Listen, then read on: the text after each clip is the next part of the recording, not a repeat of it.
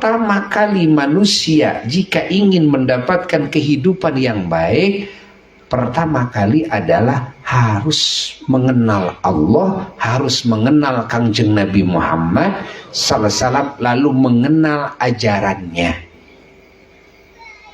Oleh sebab itulah diperlukan ada pesantren, diperlukan ada madrasah-madrasah Islam, diperlukan di situ dakwah, tabligh, ta'lim, diperlukan ada majelis-majelis ta'lim, ada tabligh akbar. Gunanya untuk itu, bagaimana kita bisa mengenal Allah, mengenal Kangjeng Nabi Muhammad sallallahu alaihi wasallam, lalu mengenal ajarannya. Ya. Dari mulai kecil,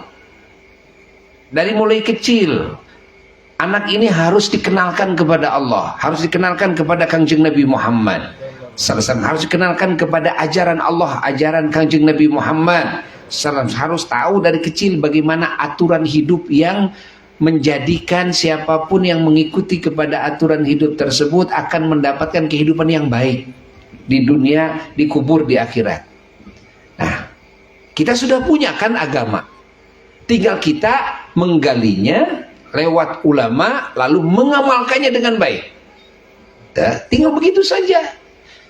Kita mah nggak usah bikin aturan dalam hidup, nggak usah ribet-ribet, enggak. Ya. Tinggal apa? Tinggal daek ngaji, ya. Anak sina mesantren, lalu apa? Amalkan. Titik, guys. Nggak ribet kan? Daek ngaji tuluy amalkan, maka akan baik kehidupan.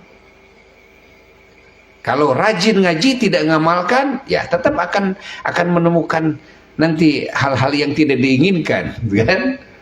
Ya, walaupun sering ngaji. Ongko cenah saya mau sering ngaji, tapi pasea jeung pasea we cenah jeung tatangana teh. Pasea jeung pasea teh jeung pamajikanana jeung salakina, gitu kan? Oh, padahal cenah tukang ngaji, dur-dur we teh mah, malah jeung anak ge gelut saya teh mah. Tapi cenah rajin ngaji mah, gitu kan? Masya Allah, gitu kan? Kan tidak hanya ngaji. Ya, belum dari sisi mencari ilmu juga tidak apa namanya, kita tidak boleh mencari ilmu itu hanya dalam satu sisi saja, karena ilmu agama itu luas. Tapi kita harus terus, ya, tahap-tahap mencari ilmu itu, menambah yang belum kita ketahui. Banyak, ya, terjadi kesalahan di dalam sistem taklim juga. Ini sudah salah. Apa kesalahannya? Di antaranya adalah ketika keilmuan manusia ini tidak ditingkatkan, ya, terus tidak ditingkatkan, mengambil kecukupan dengan hanya satu materi saja, kan? Di dalam keilmuan terus dibolak-balik gitu terus, ya. Sampai mati, sampai tua, itu aja ilmunya. Ini adalah kesalahan. Bismillahirrahmanirrahim. Islam wa manna alaina bi sayyidil anam sayyidina wa habibina wa maulana Muhammadin khairi hadin wa khairi imam.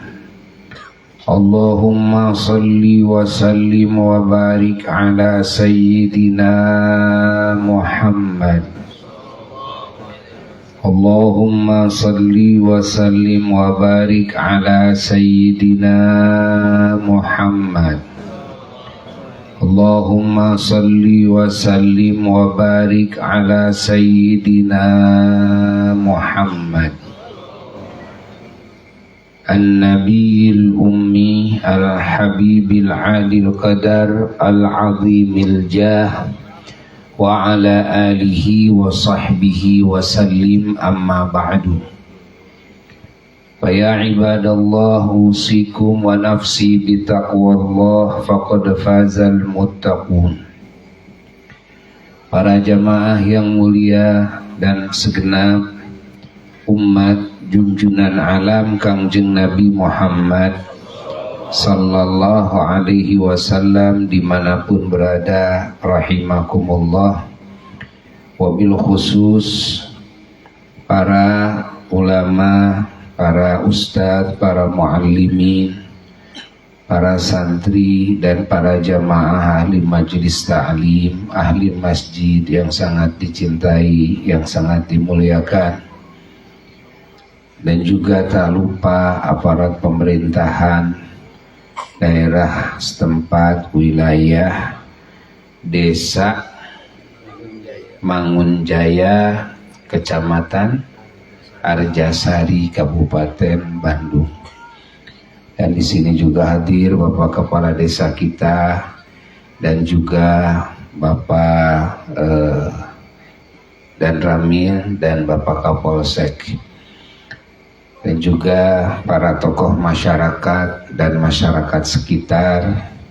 Alhamdulillah, kita bersyukur kepada Allah, bahagia sekali di malam Jumat yang agung ini, di majelis yang agung ini kita dikumpulkan oleh Allah bersilaturahmi sekaligus thalabul ilmi, dan sekaligus kita berzikir bersama dan bersolawat bersama, ya, dan juga memuji kepada Allah dan kepada baginda Kangjeng Nabi Muhammad sallallahu alaihi wasallam, dan juga mengukuhkan ukhuwah persaudaraan kita. Ini adalah amal-amal soleh yang sungguh sangat besar sekali nilainya di sisi Allah, dan begitu besar sekali juga pahalanya insyaallah dari Allah, dan keberkahan dan rahmat dari Allah, dan juga ampunan Allah akan kita raih. Dan mudah-mudahan kumpulan ini juga menjadi sebab segala dosa-dosa kita diampuni oleh Allah, segala aib kita ditutupi oleh Allah, segala yang kita cita-citakan dari segala kebaikan dunia dan kebaikan akhirat dikabul oleh Allah. Dan kita berterima kasih kepada sohibul acara, sohibul tempat, ya, Kang Dadan sekeluarga yang mengadakan acara ini, dan juga sekaligus ini adalah publikasi, ya, pertama kali kepada semuanya umat Islam, terkhusus untuk wilayah Arjasari, bahwa insya Allah di sini akan dibangun pesantren tingkat tamhidi, ya, tingkat persiapan. Karena di pusat, yaitu di Asyifa wal Mahmudiyah pusat di Simpang Pemulihan Sumedang, itu santri itu sekitar 1.300 santri. Nah, di situ dimulai dari kelas 1. Nah, seringkali banyak yang masuk ke pesantren itu yang basicnya bukan dari basic ngaji tadinya, jadi masih sangat-sangat mentah begitu masuk ke sana. Maka agar begitu masuk ke sana sudah menguasai ilmu-ilmu yang awal, harus dikuasai, ya. Maka rencana Abuya membikin banyak pesantren-pesantren di seluruh wilayah, di Kabupaten Bandung, di Kabupaten Sumedang sudah jelas, di Kabupaten KBB juga, ya, di Cimahi, di Purwakarta, dan juga di Kota Madia, dan di banyak kabupaten juga. Alhamdulillah sudah banyak yang hibah tanah ya dari saudara-saudara kita yang ingin berjuang di jalan Allah, menghibahkan tanahnya untuk dibikinkan pondok pesantren. Nah, Buya sudah menerima banyak, baik di Provinsi Jawa Barat maupun di provinsi-provinsi luar. Yang ini akan digarap setahap demi setahap. Alhamdulillah di sini Kang Dadan beserta keluarga ingin ikut berjuang, ya, ingin ikut berjuang di jalan Allah dan Rasulnya, menyebarkan ajaran yang agung kepada masyarakat yang memerlukan ajaran Allah, memerlukan ajaran baginda Kangjeng Nabi Muhammad sallallahu alaihi wasallam yang tentunya pasti semuanya juga memerlukannya. Ya. Karena kalau kita dalam hidup ini tidak beragama, kita dalam hidup ini tidak mendapatkan petunjuk Allah, tidak mengikuti petunjuk Allah, tidak tahu ajaran Allah dalam hidup, maka kita akan tersesat. Tersesat di dunia masih mending, tapi yang berbahaya ketika tersesat di akhirat. Di kubur sudah mulai tersesat, kebingungan kalau tersesat nanti. Kalau sudah kebingungan, rasa takut ya akan memenuhi jiwa. Nah, dan di situ juga akan kita temukan warna-warni hal yang tidak diinginkan. Ya, stres, galau, takut, sedih, ya, penyesalan. Di alam kubur itu begitu. Bangkit dari alam kubur lebih-lebih lagi, karena situasi setelah bangkit dari alam kubur lebih dahsyat ketimbang di alam kubur. Maka kita beragama itu bukan hanya keharusan, tapi ini merupakan kebutuhan yang mau tidak mau harus ya, kita miliki. Kebutuhan. Agama itu adalah kebutuhan. Di dalam agama di situ ada ketenangan. Di dunia, di akhirat. Di dalam agama di situ ada kebahagiaan. Di dunia dan di akhirat. Di dalam agama di situ ada keberuntungan di dunia dan di akhirat. Di dalam agama di situ ada keamanan, ada kedamaian, ada keharmonisan. Ya?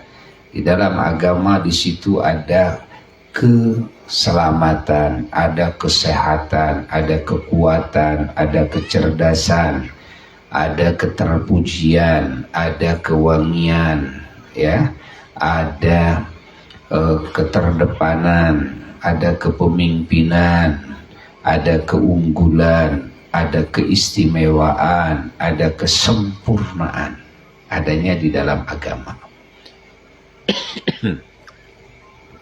Lalu pertanyaannya, saya sudah beragama, saya muslimah, udah puluhan tahun, tapi saya kenapa banyak stres? Nah, itu ada pertanyaan seperti itu. Malah saya ini kok jadi lemah, saya ini banyak menemukan kebingungan dalam hidup ini. Maka jawabannya justru karena agama yang kita anut ini, pertama dari sisi keilmuannya masih belum dikuasai ya secara menyeluruh, satu. Kedua, dalam pengamalannya. Nah, ini sangat penting sekali.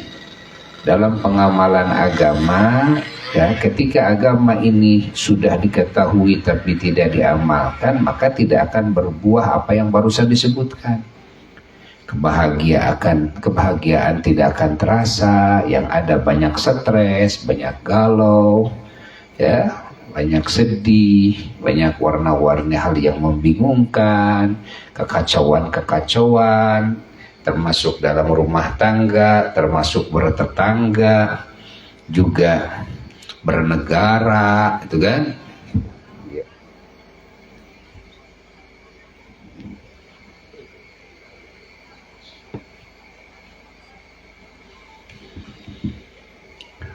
Jadi kekacauan tuh, itu semua karena apa? Karena ada ilmu dalam agama yang tidak diamalkan tadi, atau tidak diketahui oleh kita. Setelah diketahui tapi tidak diamalkan. Ketika tidak diamalkan, ya tidak akan tahu bagaimana buahnya agama ini, gitu kan. Islam ini seperti apa, tidak akan tahu seperti apa, indahnya gimana, agungnya gimana, dan bahagianya gimana, tidak akan bisa kita temukan kecuali setelah kita mengamalkan. Seperti obat lah, kita gak tahu, ya. Kita tahu kita lagi pusing, apa ini obatnya? Oh, sudah tahu obatnya, anu, ya, tapi tidak dimakan, disakuin terus. Kenapa saya kok gak sembuh-sembuh? Nah, seperti itulah. Padahal saya sudah punya obatnya. Itu dimakan enggak? Ya enggak. Ya enggak akan bisa. Enggak akan bisa, itu kan? Akan bisa sembuh kalau obat walaupun sudah punya tapi tidak dimakan, tidak diminum oleh kita. Nah, bahkan kita tahu kandungan obat ini, itu kan? Meskipun kita tahu, tetap tidak akan terasa bagaimana ini hebatnya obat ini kalau tidak diminum. Begitulah agama. Agama ini kan terdiri dari ilmu dan dari pengamalan terhadap ilmu tersebut. Nah, ilmu dan amal. Nah, ini yang disebut agama. Tidak ilmu saja. Kalau ilmiah saja, tidak amaliyah, ya itulah tidak akan sembuh-sembuh kayak tadi. Ya, punya obat, disakuin obatnya, tidak sembuh-sembuh. Nah, dan tidak hanya merupakan amal saja tanpa ilmu. Jadi ilmiah, amaliyah, ilmiah baru akan terasa, akan terlihat, terdengar bagaimana indahnya Islam ini. Bagaimana mulianya seorang muslim, ya, hamba Allah, seorang umat baginda Kangjeng Nabi Muhammad sallallahu alaihi wasallam. Nah, coba kita hayati oleh kita, ya, ketika kita contoh dalam kehidupan kita, hubungan kita dengan sesama. Contohnya,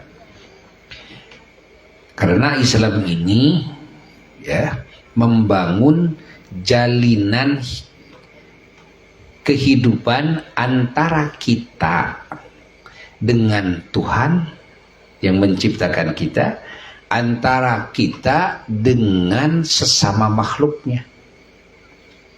Itulah agama. Agama itu membangun, ya, ikatan hubungan, ya, pergaulan antara kita dengan Allah, antara kita dengan semua ciptaan Allah. Semua ciptaan Allah. Bahkan diri kita sendiri, karena diri kita ini ciptaan Allah. Bagaimana hubungan kita dengan kita? Kita dengan yang lain, dengan sesama manusia, dengan binatang, dengan lingkungan, ya, dengan alam ini, hubungan dengan air, hubungan dengan api, hubungan dengan tanah, hubungan dengan udara, itu kan? Nah, Islam ini mengajarkan itu, ya, Allah mengajarkan kepada kita, Rasulullah SAW mengajarkan kepada kita membangun hubungan itu. Bahasa agamanya, hubungan itu adalah muamalah. Muamalah itu adalah pergaulan. Muamalah ma'allah, ada pergaulannya itu dengan Allah, ada pergaulannya ma'al khalqi, dengan sesama makhluk Allah. Atau ada bahasa yang sudah ilahar, hablun minallah, gitu kan? Ada hablum minannas. Ada hablum minallah, itu hablum minannas. Yani hubungan dengan Allah, ada hubungan dengan sesama manusia. Lebih luasnya lagi bukan cuma manusia, tapi minal khalqi. Hubungan sesama dengan semua ciptaan Allah, karena Allah mengajarkannya seperti itu, ya. Ini hebatnya ajaran Islam, bagaimana kita dengan binatang, gitu kan? Bagaimana kita dengan lingkungan, sehingga diajarkan dalam Islam kita menyayangi kepada sesama makhluk Allah. Bukan cuma menyayangi diri kita sendiri, tapi menyayangi semua manusia, menyayangi binatang, menyayangi alam. Alam ini disayang, kan, oleh kita. Ini ajaran Allah. Ini ajaran Allah.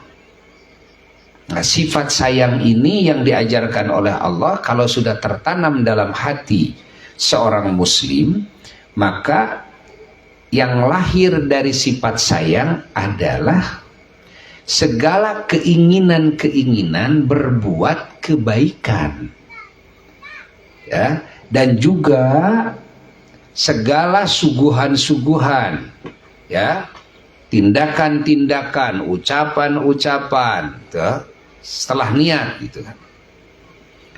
Yang ini semuanya adalah merupakan kebaikan-kebaikan yang disuguhkan kepada siapapun atau apapun yang disayang oleh kita. Itulah sifat sayang. Sifat sayang itu akan melahirkan segala kebaikan. Kita sayang sama diri kita. Sayang apa tidak?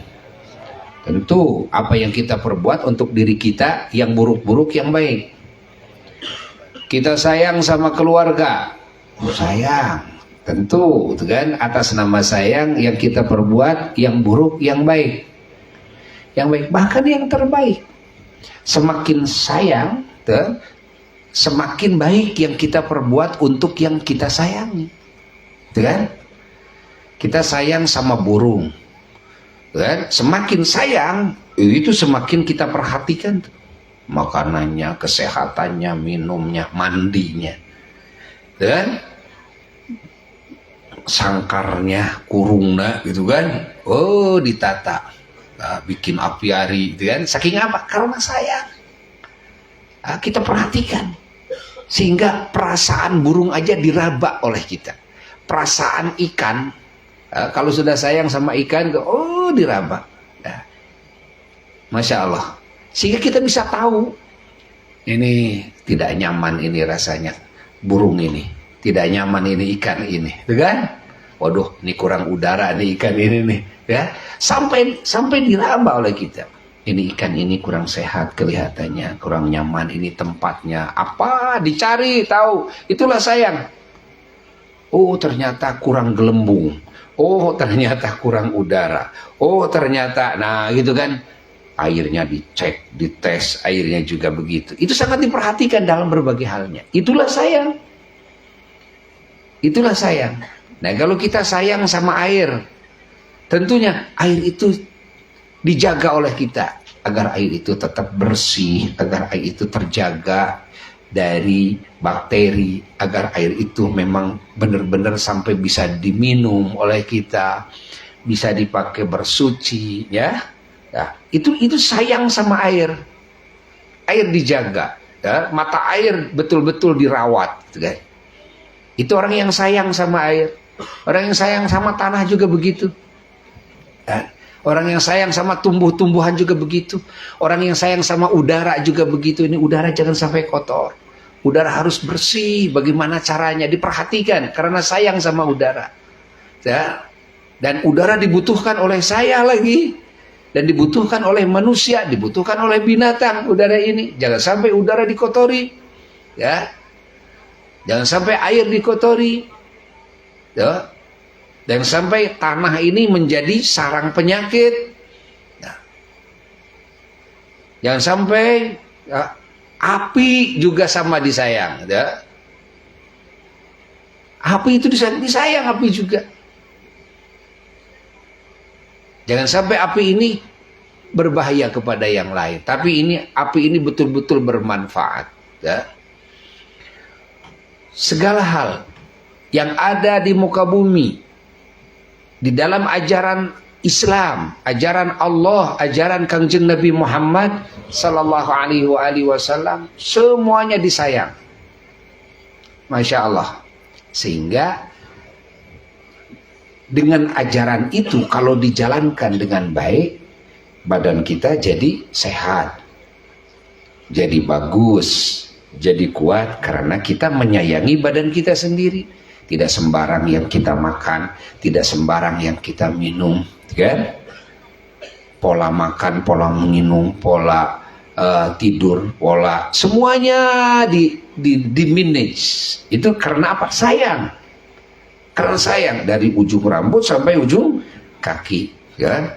Bagaimana untuk perawatan rambut, bagaimana perawatan kulit, terus perawatan gigi, mata, telinga, subhanallah. Ya kan? Diperhatikan benar-benar. Ini artinya kita sayang sama diri kita. Ya.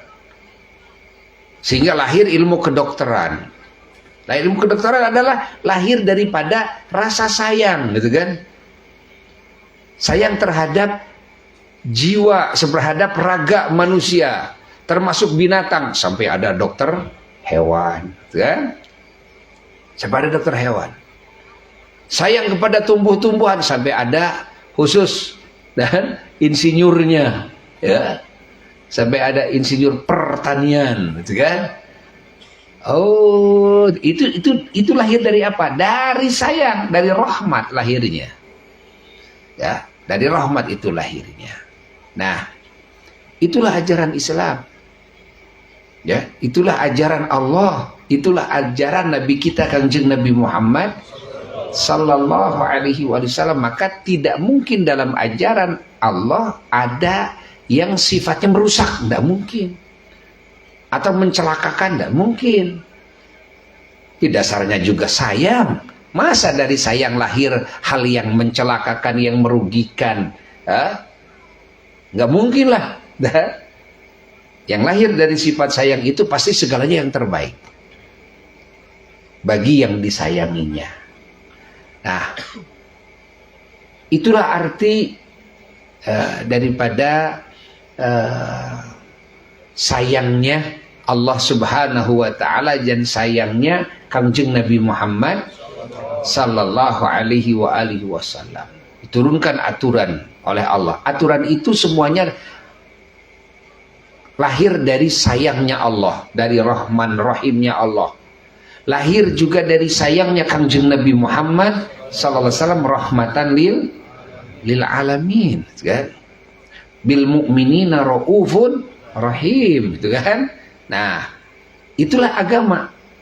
Makanya semua aturan agama kalau kita melakukannya dengan benar, maka akan lahir segala yang terbaik bagi kita. Kalau kita menemukan ketidakbaikan dalam hidup, berarti ini ada item agama yang tidak kita jalankan dengan benar. Itu aja, ya. Jadi kita harus curiga sama diri kita ketika kita menemukan sesuatu yang tidak diinginkan oleh kita. Loh, kenapa ya? Saya dalam hidup kok begini? Nah, jangan menyalahkan orang, ya kan? Tapi periksa ajaran Allah yang mana yang dalam hidup saya ini tidak saya lakukan. Kita kenapa ada kejelekan dengan saudara? Mau nggak jelek dengan saudara? Mau nggak jelek dengan anak, dengan induk bapak orang? jeung tatangga urang, ya, jeung sesama manusia, nggak mau. Nah, tapi ketika kita menemukan kenapa kok ada kejelekan saya dengan saudara saya dengan anak saya dengan tetangga saya dengan sesama manusia. Nah, yang harus dipertanyakan adalah agama pada diri kita masing-masing. Kita introspeksi. Ajaran Allah, ajaran Nabi yang mana yang belum saya jalankan, atau yang tidak boleh dijalankan malah saya lakukan.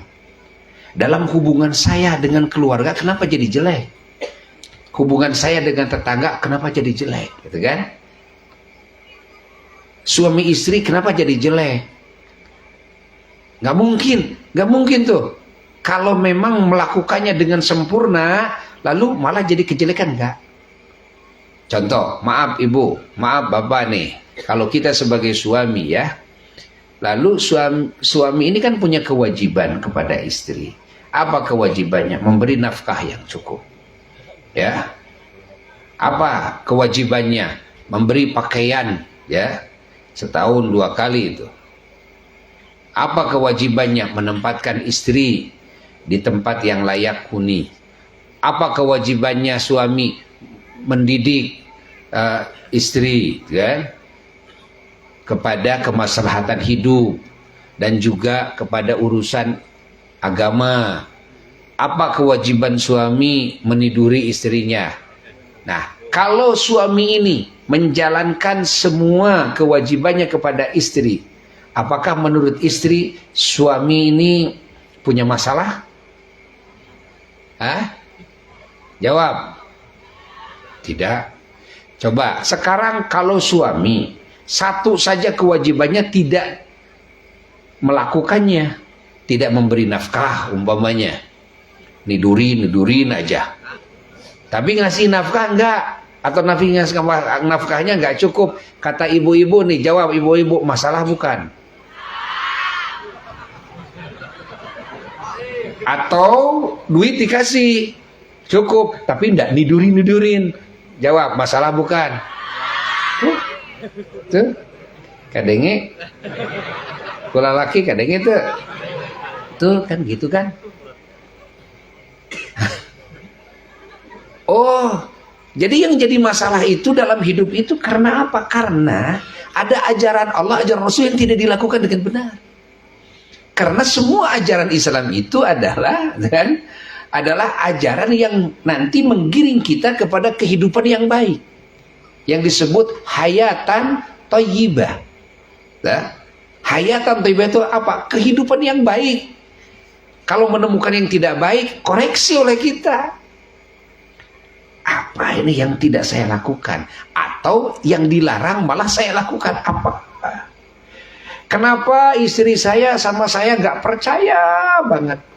Nah, tanyakan sama diri kita, apakah gitu kan, kita ini selama ini jujur dalam berbicara kepada istri, ataukah mungkin pernah ada dusta? Apalagi kalau sering mah. Iya, tanya sama diri kita, oleh diri kita sendiri, kenapa istri saya tidak percaya sama saya? Ya. Kenapa istri saya minjem duit sama istri, tapi kok pelit istri saya? Hah? Contohnya, pelit. Nah, tanyakan sama diri kita. Ya. Mungkin karena kita pernah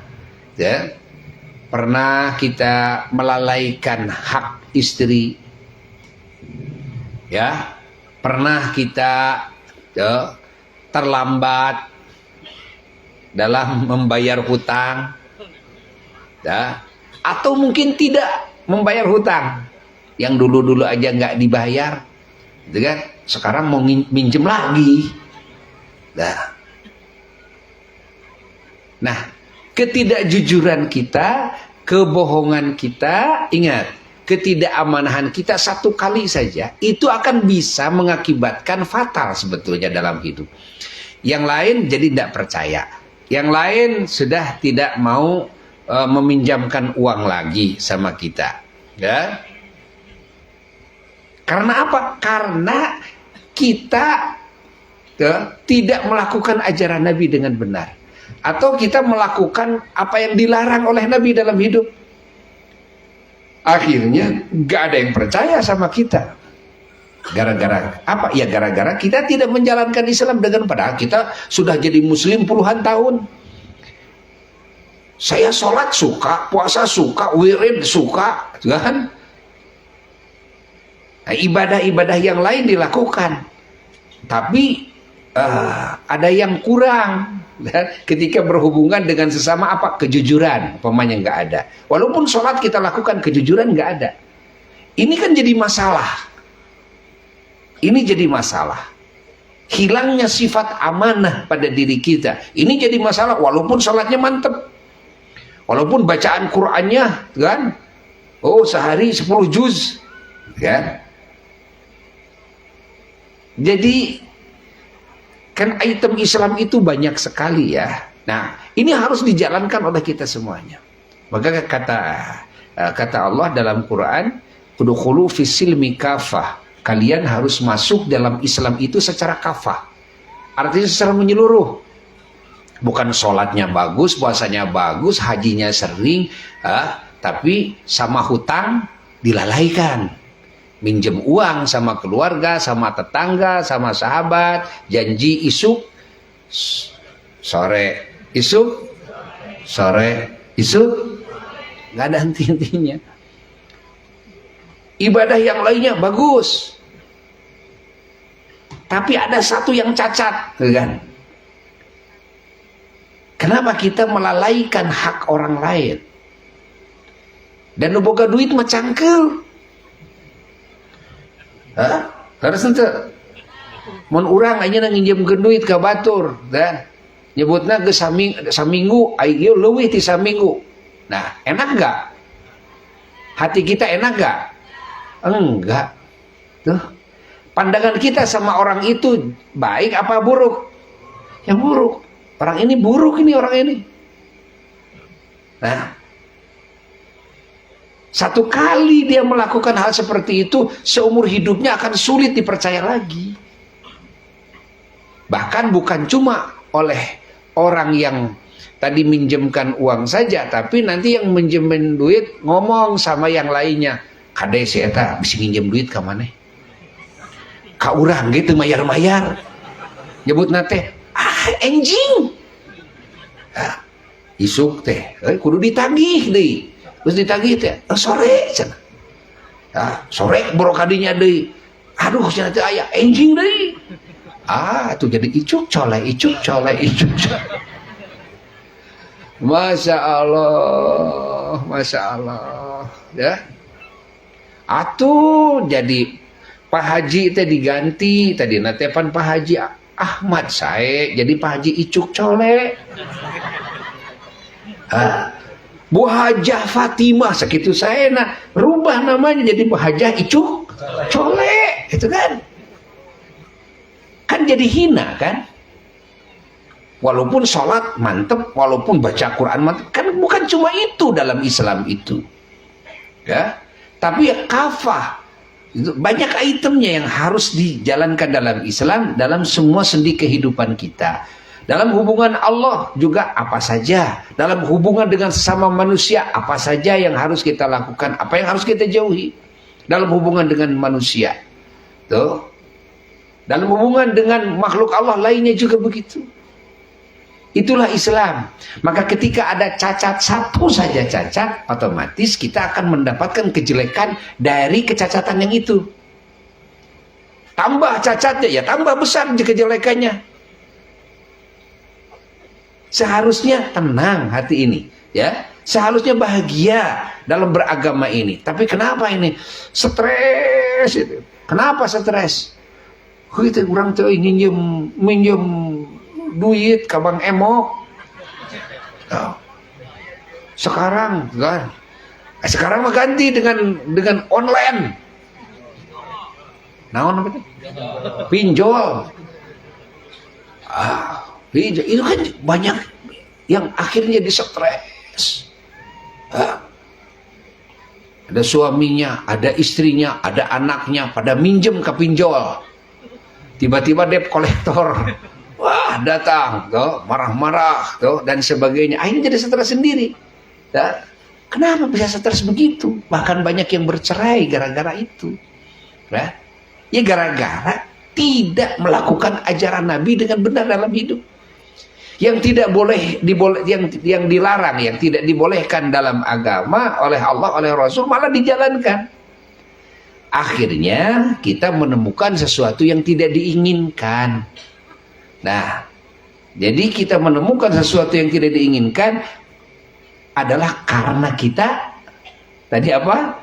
Tidak menjalankan agama dengan benar atau melakukan sesuatu yang dilarang oleh agama. Oleh agama itu oleh siapa? Oleh Allah. Oleh agama itu oleh siapa? Oleh Kangjeng Nabi Muhammad sallallahu alaihi wa alihi wasallam. Maka pertama kali manusia jika ingin mendapatkan kehidupan yang baik, pertama kali adalah harus mengenal Allah, harus mengenal Kangjeng Nabi Muhammad sallallahu alaihi wasallam, lalu mengenal ajarannya. Oleh sebab itulah diperlukan ada pesantren, diperlukan ada madrasah-madrasah Islam, diperlukan di situ dakwah, tabligh, ta'lim, diperlukan ada majelis-majelis ta'lim, ada tabligh akbar. Gunanya untuk itu, bagaimana kita bisa mengenal Allah, mengenal Kangjeng Nabi Muhammad sallallahu alaihi wasallam, lalu mengenal ajarannya. Ya.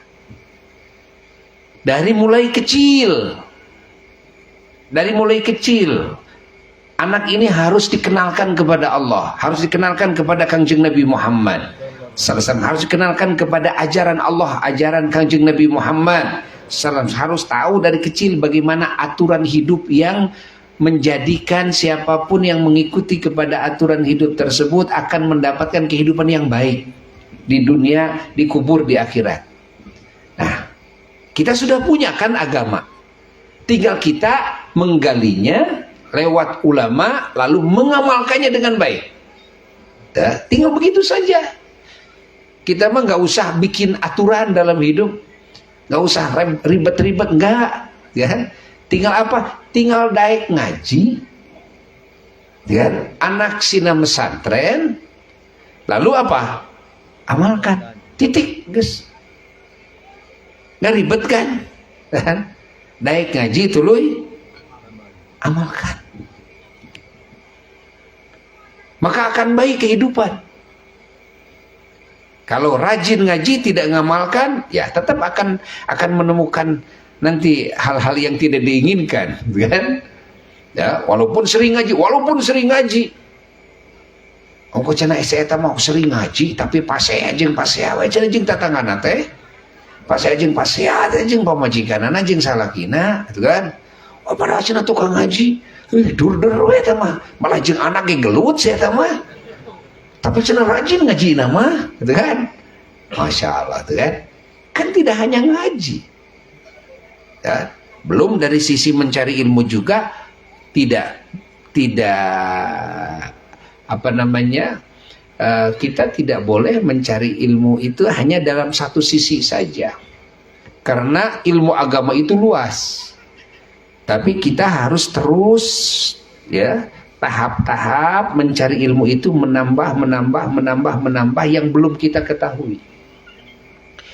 Banyak, ya, terjadi, ya, kesalahan di dalam sistem taklim juga. Ini sudah salah.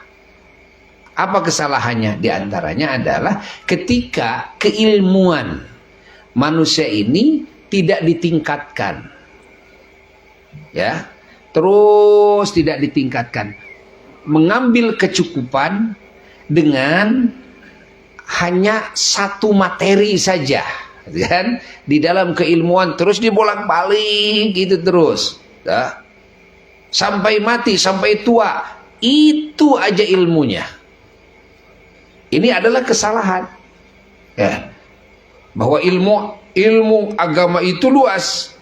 Ilmu agama itu ilmu Quran, ilmu agama itu ilmu sunnahnya Kangjeng Nabi Muhammad sallallahu alaihi wasallam. Agama berbicara tentang ibadah yang hubungannya dengan Allah, ya. Salat, apalagi saum, haji, kan? Lalu baca Quran, zikir dan sebagainya. Dan akhlak-akhlak mulia yang hubungannya dengan Allah Jalla Jalaluhu wahdah. Lalu agama ini juga mengajarkan ibadah yang hubungannya dengan sesama makhluk. Ya. Ada silaturahmi, ada bisnis, kan? Ini hubungannya dengan sesama makhluk, berumah tangga, bertetangga, bernegara.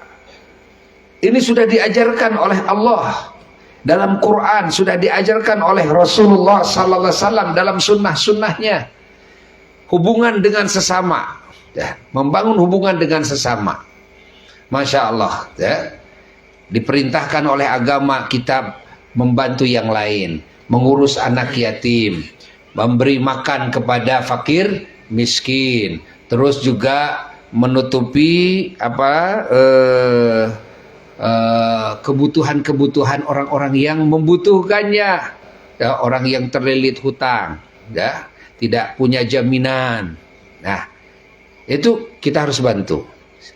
Terus yang mu'alaf baru masuk Islam, ya, butuh dukungan, kita harus bantu.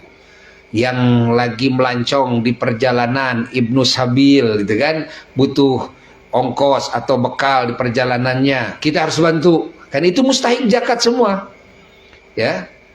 Apalagi fakir miskin. Nah, sering dibahasakan kalau fakir miskin, kita harus bantu, ya, kita harus bantu.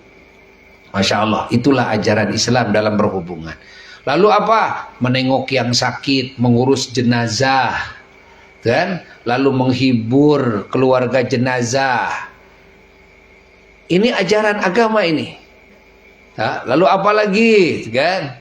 Di antaranya, coba yang hubungannya dengan sesama kita adalah kita mendatangi undangan-undangan saudara-saudara kita yang mengundang.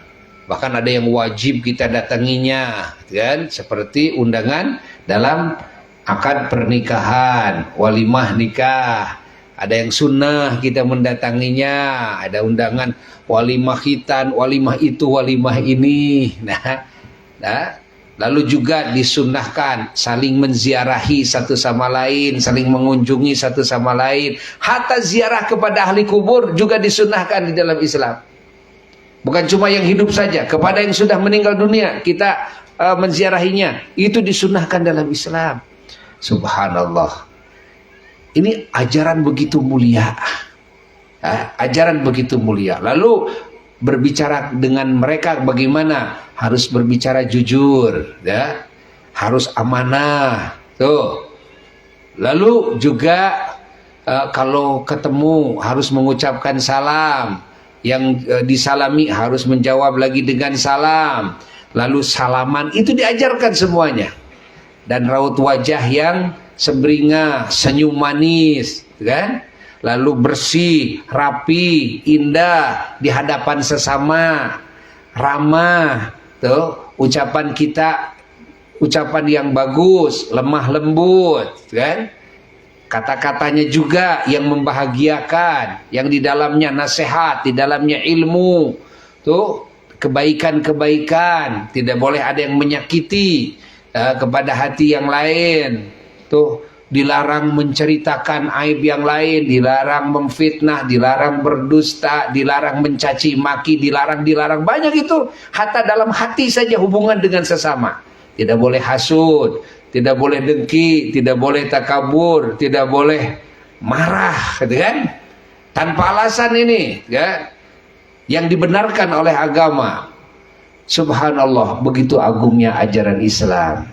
Kalau ajaran Islam ini, ya, dikuasai lalu diamalkan dengan benar, maka kehidupan manusia dengan sesamanya, bahkan dengan binatang, bahkan dengan lingkungannya, semuanya akan menjadi baik. ketika mati di alam kubur akan mendapatkan kehidupan yang jauh lebih baik sebagai balasan, kan? Balasan atas apa yang kita perbuat waktu di dunia ini, yaitu menjalankan ajaran Allah dengan sebaik-baiknya, menjalankan sunnahnya Rasulullah SAW sebaik-baiknya. Nanti bangkit dari alam kubur di akhirat jauh lebih baik lagi. Sampai mana? Sampai negeri kebaikan yang abadi, yaitu surga. Semoga kita menjadi ahlinya. Alhamdulillah, alhamdulillah. Mudah-mudahan tempat ini ya menjadi berkah semuanya, dan juga Allah jadikan tempat ini sebagai tempat pembinaan, ya, tempat hidayah, dan juga tempat pendidikan, yang dari tempat ini lahir para kekasih Allah di kemudian hari. Lahir hamba-hamba Allah, lahir umat Rasulullah sallallahu alaihi wasallam yang mulia di sisi Allah dan di sisi Rasulnya. Juga lahir dari tempat ini juga rahmat dan keberkahan bagi umat semuanya. Lahir dari tempat ini segala kebaikan dunia dan kebaikan akhirat, ya, dengan keagungan baginda Kangjeng Nabi Muhammad sallallahu alaihi wasallam. Semoga Allah mengabulkan apa yang barusan disebutkan, ya, mengabulkan cita-cita kita semuanya. Bijahin Nabi sallallahu alaihi wasallam, amin ya rabbal alamin. Allahumma inna qad hadarna qira'ata maulidi nabikal karim, fafid alaina bi barakatihi libasal izzi wat takrim, wa askinna bi jiwari fi darin na'im, wa na'imna fil jannah bin na'imil muqim. Allahumma inna nas'aluka bi jahi hadzal nabiyil mustafa wa alihi bisidqi wal wafa kullana mu'inan wa mus'ifa, wa bawina minal jannati ghurafa warzuqna bi jahihi sallallahu alaihi wasallam indaka ya Allah qabulan wa izzan wa syarafa. Allahumma inna natawassalu ilaik bi nabikal mukhtar wa alihil athhar wa ashabil akhyar kafir anna dhunub wal auzar. Ya Allah, ya Allah, ya Allah, wa harusna min jami'il makhawif wal akhtar, wajma' bainana wa bainahu fi daril qarar, wa taqabbal minna ma qaddamna min yasiri amalina fil ilad wal israr, warhamna bi rahmatik waghfir lana innaka antal aful ghafar ya ghafar. Subhana rabbika rabbil izzati amma yasifun, wa salamun al mursalin, walhamdulillahi rabbil alamin. Ila hadratin nabi sallallahu alaihi wasallam. Al-Fatihah.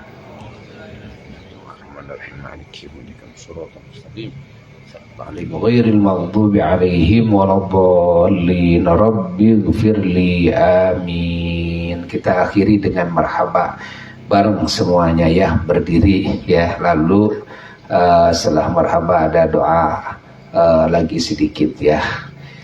Innallaha wa malaikatahu yusalluna 'alan nabiy ya ayyuhalladzina amanu sallu 'alaihi wa sallimu taslima. Sallallahu ala Muhammad sallallahu alaihi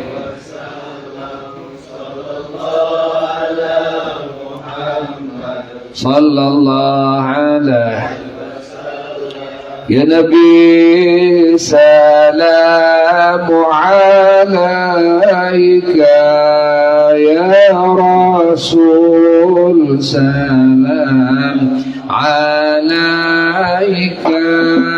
ya Habib, salam alaika,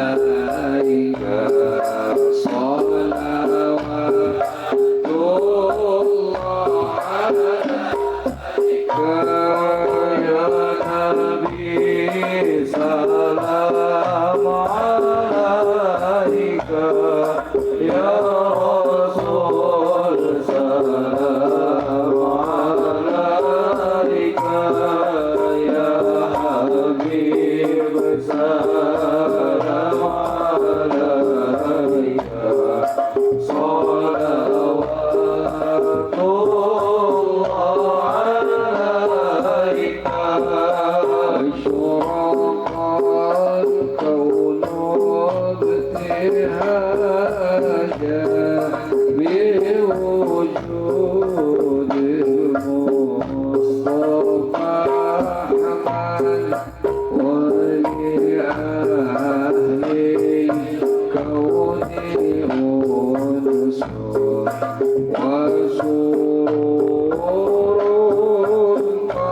قد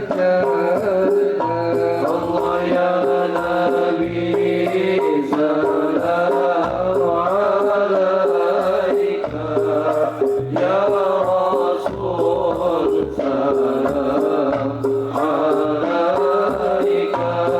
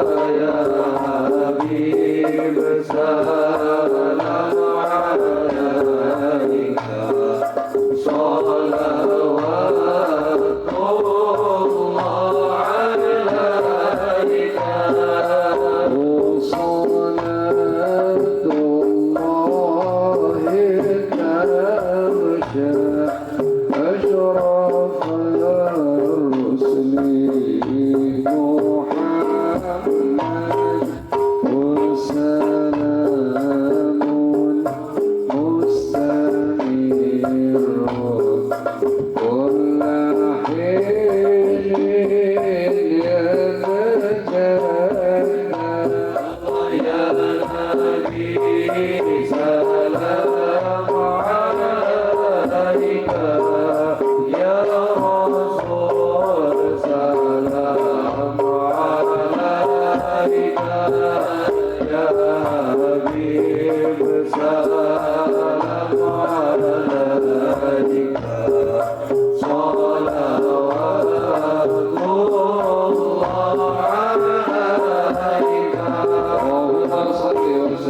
Barik alaihi wa ala alihi wa sahbihi.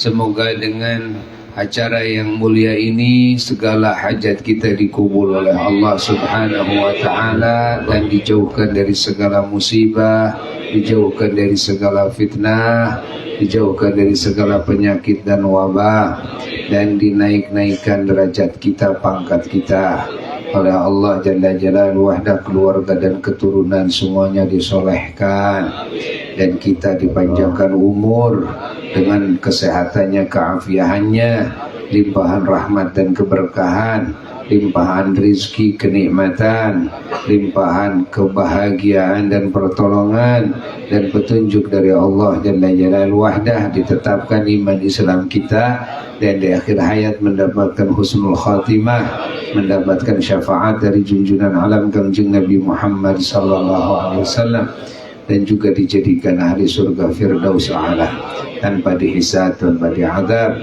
dengan syafaatnya Kangjeng Nabi Muhammad sallallahu alaihi wa alihi wasallam. Sirrul Fatihah.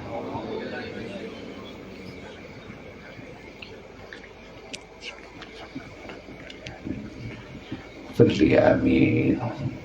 Dicukupkan sekian. Wassalamualaikum warahmatullahi wabarakatuh.